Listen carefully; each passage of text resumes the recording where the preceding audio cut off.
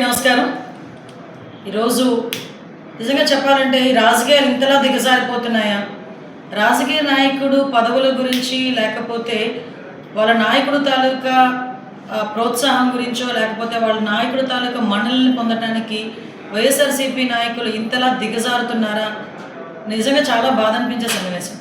ఎందుకంటే ఒక మంత్రి చేసిన వ్యక్తి, రాజకీయంగా చాలా పదవులు చేసిన వ్యక్తి, చాలా సీనియర్ మోస్ట్ నాయకుడు, వైఎస్ఆర్సీపీ నాయకుడు అంబటి రాంబాబు. నేను ఇంతకుముందు అంబటి రాంబాబు గారు అనేదాన్ని, కానీ గారు అన్న పదానికి అర్హత లేని వ్యక్తి అంబటి రాంబాబు.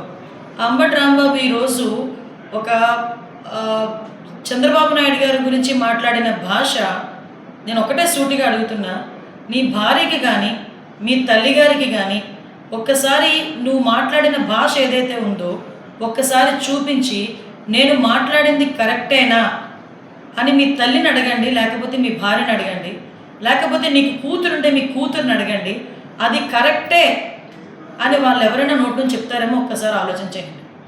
అంటే మీరు మాట్లాడే భాష నీ కుటుంబ సభ్యులు కూడా యాక్సెప్ట్ చేయలేని విధంగా ఉండేటప్పుడు, దట్టు నీ వయసు కన్నా పెద్ద వ్యక్తి, ఒక ముఖ్యమంత్రి స్థాయి వ్యక్తి, అటువంటి వ్యక్తి గురించి చాలా నీచంగా విద్వేషపూరితమైన మాటలు మాట్లాడుతూ ఒక పక్క విధ్వంసాలు సృష్టించడానికి ప్రోత్సహిస్తూ లా అండ్ ఆర్డర్ని ఎలాగైనా భగ్నం చేయాలనే ఉద్దేశంతో నువ్వు పడిన పన్నాగం చూస్తూ ఉంటే నిజంగా మిమ్మల్ని ఏ జాతిలోకి పరిగణలోకి తీసుకోవాలో కూడా మాకు అర్థం కాదు.